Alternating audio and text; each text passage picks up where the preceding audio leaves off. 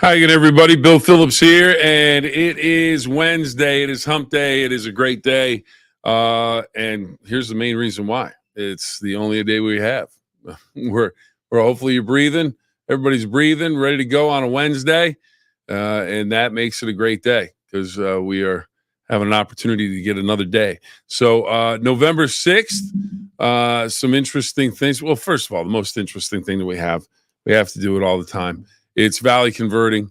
It is our sponsor for the Phill-Up. It is in the Gem City of Toronto, Ohio, in T-Town.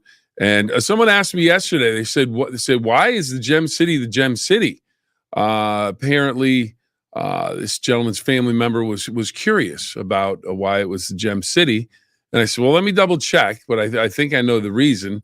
But let me double check. And basically, the reason was back in the day, the captains that used the riverboats to go up and down the river, Toronto had a lot of product in terms of different industries and different businesses that they could load up and put on the boat. So the riverboat captains started calling it the Gem City because it was such a good place to go and get their products. So they called it a gem.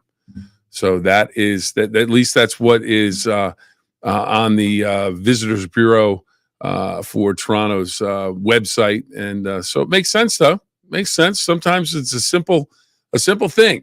But Valley Converting, it's a gem, and it's in the Gem City of Toronto. And it is a place where if you need to recycle paper products, they will take them. They will take care of it, and they'll help the environment. Every piece of paper has a story. What if that story didn't end when you were done with it? At Valley Converting, we turn your old paper products into recycled paperboard, continuing the story. Locally owned and operated in Toronto, Ohio, bringing your paper to Valley Converting isn't just about recycling. It's about supporting a cleaner, greener future for all of us. We are here 5 days a week to help you make some green by going green. And remember, recycle for your future. Again, thanks to Mike and everybody at Valley Converting for being a part of the 9-Minute Phill-Up. Hopefully you'll be a part of this show. Make a comment, share a thought. There's plenty. We're going to talk about a lot of different things. First of all, one of the other reasons today is a great day. And I know I'm in the television business. And there's Alexi Marie. She's wonderful. Hello. How is everything? Hope all is well with you. She might know a thing or two about Valley Converting. Just saying. But one of the great things, even though I'm in the television business and television stations and companies make a great deal of money during the election season on advertisements, this is why today, November 6th, is a great day because hopefully we don't have to see any more political ads anytime soon because they got brutal. I mean, it was just no matter who you were pulling for, local, national, whatever the case may be, it was out of control.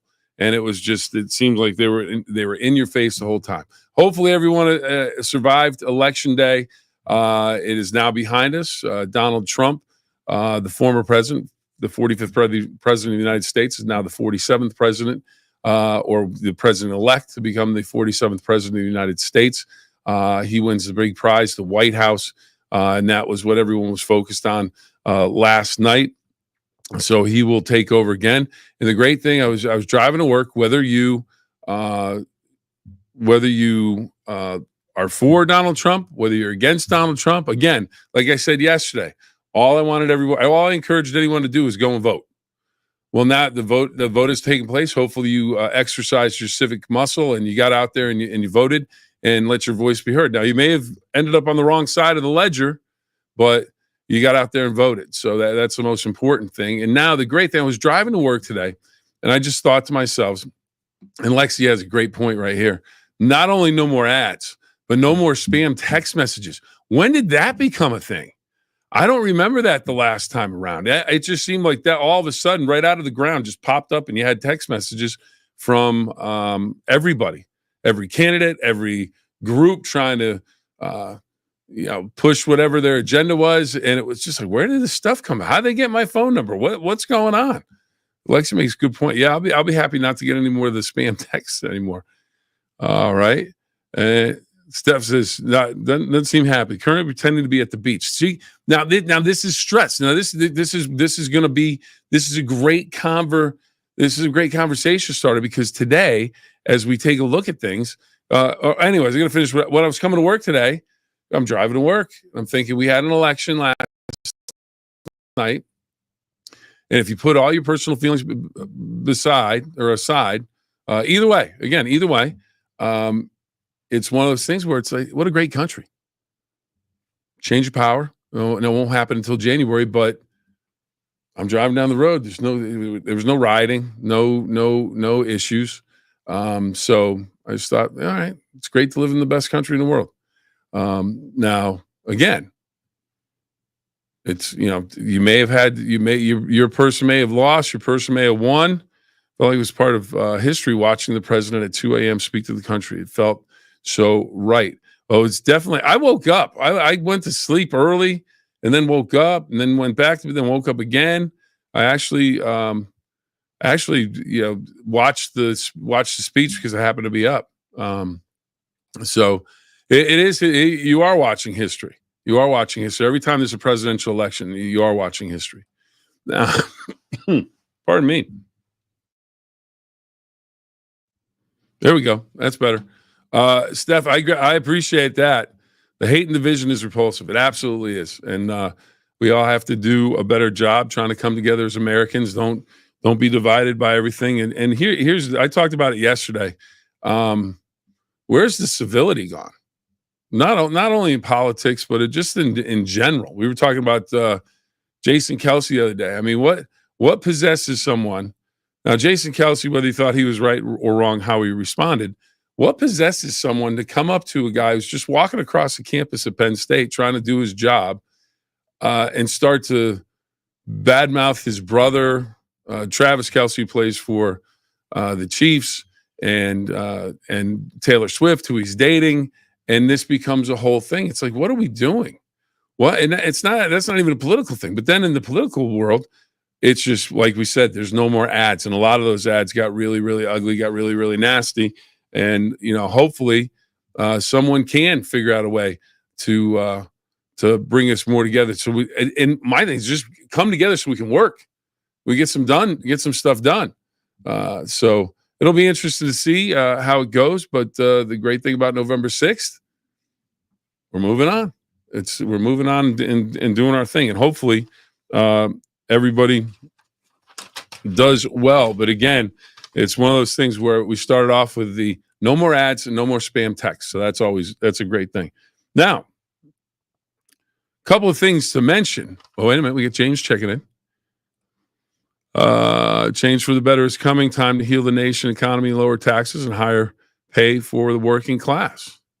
Well, let's hope that happens. Let's hope that happens. And I'm just going to say here, I'm not getting into a lot of political stuff.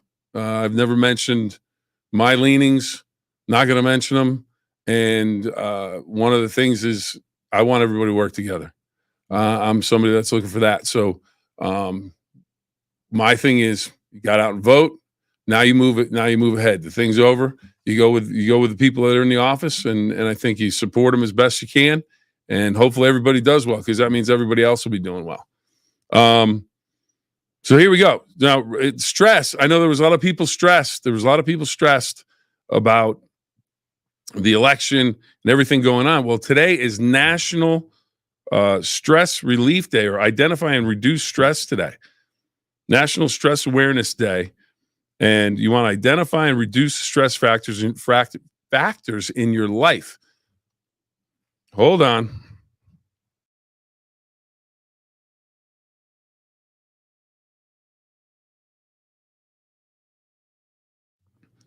Had a frog in my throat, just jumped out, went across the room.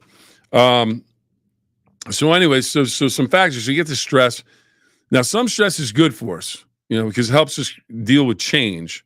But then there's other stress that's not good for us, not good for our relationships, not good for our health. So here are the 4 keys that they had.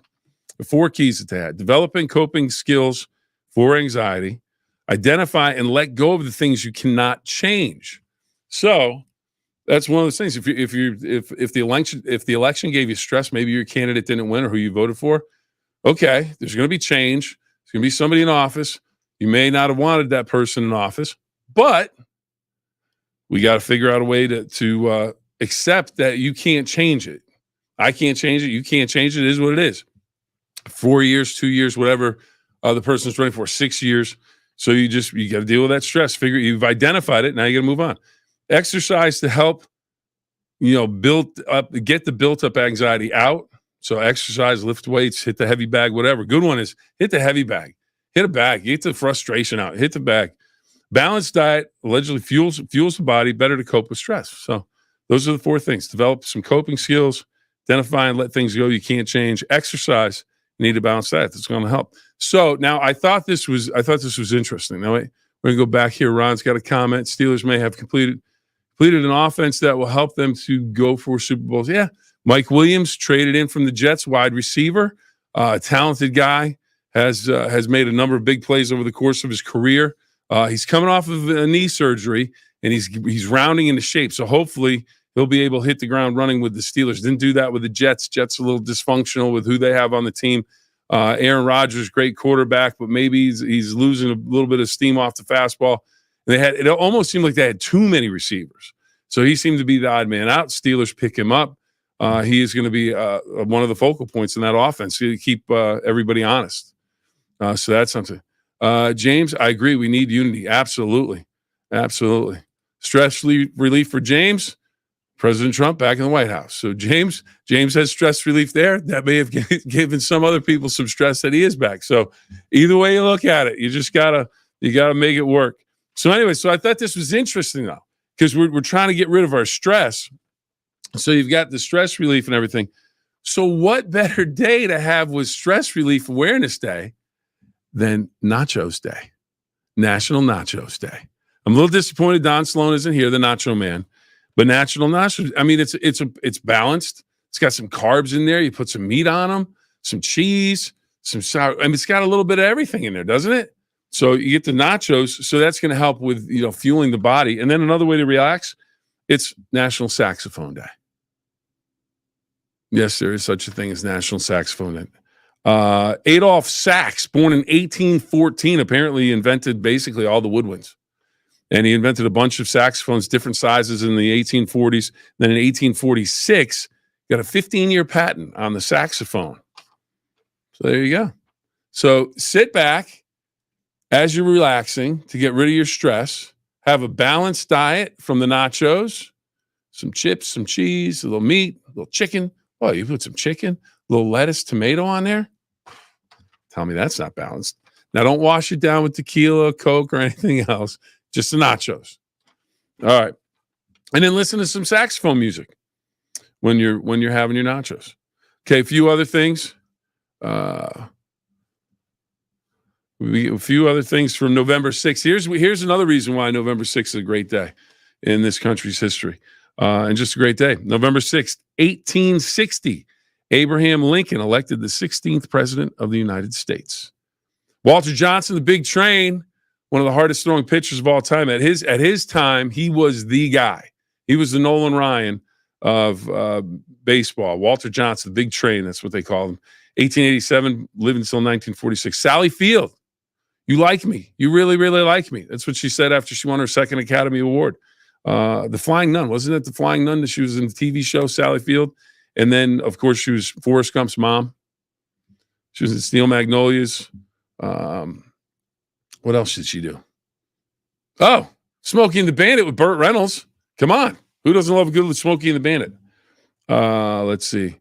Glenn Frey, lead singer with the Eagles. Late Glenn Frey, born in 1948. Who else? Ethan Hawke, actor, Training Day. Pat Tillman, 1976 to 2004. Tell you what, talk about it. Talk about a man. Talk about a guy. Left the Arizona Cardinals, enlisted in the Army after 9/11, lost his life serving his country, never looked back, and just went and did it because that's what he wanted to. This is Doubtfire. Mrs. Doubtfire. Ron just hit me with Mrs. Doubtfire.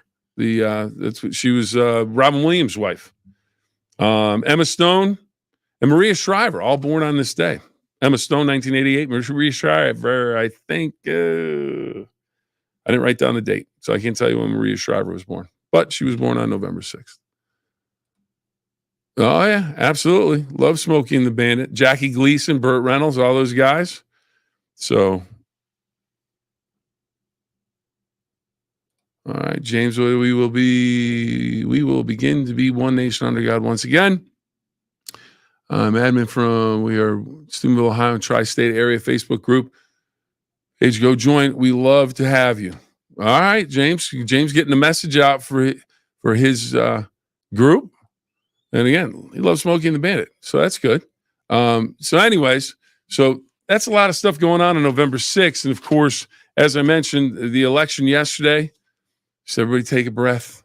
Everybody just take a breath and we're all going to be okay. We're all going to move ahead.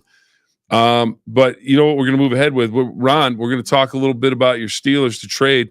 How about this one, too? The Preston Smith deal with the Green Bay Packers, 7th-round pick, 2025. That's what the Steelers had to give up. He's a pass rusher. They needed some depth along the defensive line, linebackers. So they pick him up as well. Mike Williams, wide receiver from the Jets. Williams is the key because it gives the offense the opportunity. 5th-round pick in this next year's draft. Now, the Browns making some moves. They were sellers. Zadarius Smith to Detroit. Detroit trying to replace Aiden Hutchinson, who broke his leg and is out. He's the phenomenal first-round draft pick for the Lions a few years ago. He broke his leg in Dallas in a game this year. He might be back for the playoffs. He might be.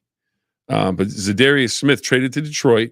2026 7th-round pick also goes to Detroit. The Browns get a 5th-round pick in 2025 and a 6th-round pick in 2026. Zadarius Smith in 9 games, 5 sacks. So not bad. But here's the big one. Here's the big thing today. Here's the big. Well, my collars. I gotta iron these. You know. And again, there it is, right over my shoulder. Valley Converting. I'm going to thank them again for being sponsored of 9-Minute Phill-Up. The 9-Minute Phill-Up, which usually goes about a half hour. But who's counting? So we've got the playoff rankings. All right. Well, we'll get back to the for the playoffs. Super Bowl. I hate to say it, but until somebody beats Kansas City, I mean, and they're not even playing their best football. I think they're in the AFC right now. I'd say Detroit and Kansas City would be the top 2 picks for me to go to the Super Bowl. Other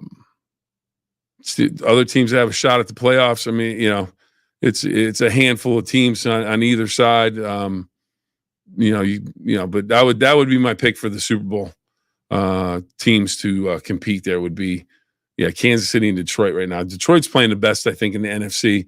Kansas City has Patrick Mahomes. He hurt his ankle. They didn't play their best game against Tampa Bay. They still figure out a way to win. They've gone on the road, but and things are going to get tougher as they go down the stretch. It'll be interesting to see what happens with that. Ron with a great idea. Need a plate of nachos for the final Sports Friday on the go. Absolutely. We're going to have to hijack them, get them in here somehow without getting caught by security, AKA management. But we can have fun. We get some nachos. Definitely do that. Nachos sounds good. Maybe that sounds like dinner tonight. Maybe, or a snack, or maybe lunch. Well, anyways, with playoffs, though, we can talk about, James, is how about the playoff rankings that came out for college football, the first playoff rankings. They kind of were similar to the AP poll, the coaches poll and everything, but the rankings are a little bit different because the top 4 teams in the 12-team playoff, top 4 teams have to be conference champions. So that's why you have interesting things going on right here. Like normally in the top 4, you're not going to have Oregon, Ohio State, Georgia, and Miami when the playoffs begin, because if Ohio State's 7-1, or if it all stayed the same, Ohio State would not be the number 2 seed. They'd be a 5th seed. So right now, let's go through. This is how they rank the teams. They rank the teams: Oregon number 1 at 9-0, Ohio State 7-1, Georgia 7-1. They are 2-3. Miami 9-0, leader of the ACC. So they are number 4. Texas is number 5 at 7-1. Penn State, after their loss to Ohio State, 7-1. They are 6th. They dropped 3 spots. Tennessee 7-1. Indiana 9-0, 8th. BYU 8-0, 9th. Notre Dame is 10 at 7-1. Alabama 6-2. Is that too many losses to be in this top 11? But do you really have 11 other teams better than them right now? Boise State 7-1. They would be the last conference in 7-1. They're 12th seed. So right now, if the playoffs started this weekend, the top 4 seeds would get a bye. And the top 4 seeds would be Oregon, Georgia, Miami, and BYU. Remember, top 4 have to be conference champions. So if we're going for records for this weekend, that would be your 4 teams with a bye. First round matchups, man, this is going to be fun. This is going to be fun because bowl games, they used to get all the best games, but then, kind of got watered down and teams were, making moves. Conferences only played in certain games and everything for the playoffs. Ohio State, number 5, would take on Boise State. That'd be an interesting matchup. We played at Ohio State. Boise State has shown over the years they are not afraid to get into it with anybody. So that would be an interesting matchup. Don't know if Boise State could stand up with the Buckeyes, but that would be your week 1 matchup, 5 against 12. 8 and 7, Indiana takes on Tennessee. Indiana's been fantastic. And Tennessee's been absolutely sensational as well. But Indiana, they would be in. Alabama and Texas. This is a first-round matchup. 11-6, first-round matchup, Alabama and Texas. And then how about this one? They used to play all the time. How about Notre Dame travels to Penn State? That would be a week 1 matchup. So did they get it right? Is this where everybody should be? And it's Indiana on the outside heading around the final turn. Go Indiana, go Indiana. I'll tell you what, I don't think they're on the outside right now. I mean, do they play Oregon? I don't think so. Maybe in the championship if they're both undefeated. Let's take a quick look. This is exciting stuff. Bill on the phone finding out the record of Indiana or the schedule for Indiana. Let's see if we can find that real quick.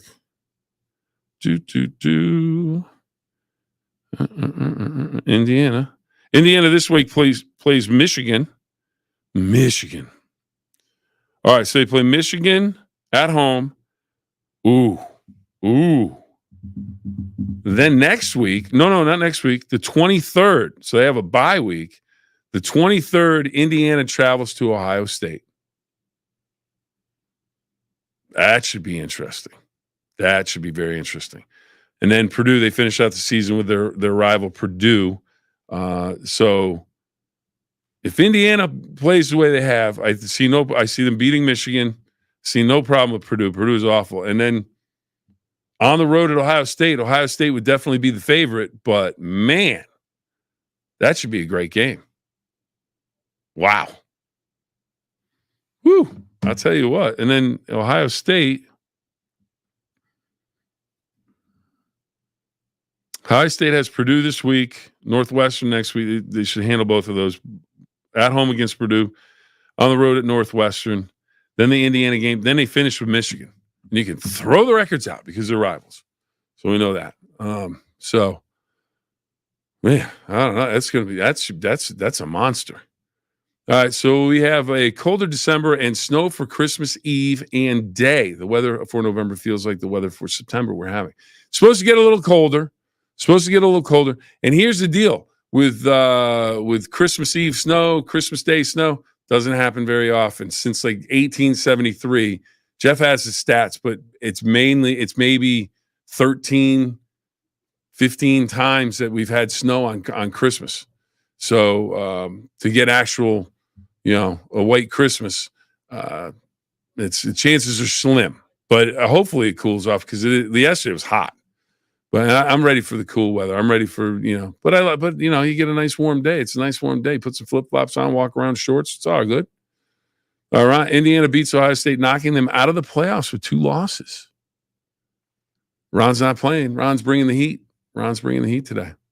All right. Well, you know what? We've gone about 26 minutes. We go all the way back here. I gotta give another shout out to my girl, Lexi Marie. Yeah. Hey, Lex. I hope you're doing great. I'm sure you are. And again, want to thank Valley Converting up in the Gem City, T-Town, Toronto, Ohio. If you have paper products that you need recycled, just, give them a call. They'll take care of you. They'll do a great job. I know that for certain. And the one thing I also know is we got to live by 2 rules. 2 rules. Have fun and always try your best. Have a great day, everybody, and we will see you next time.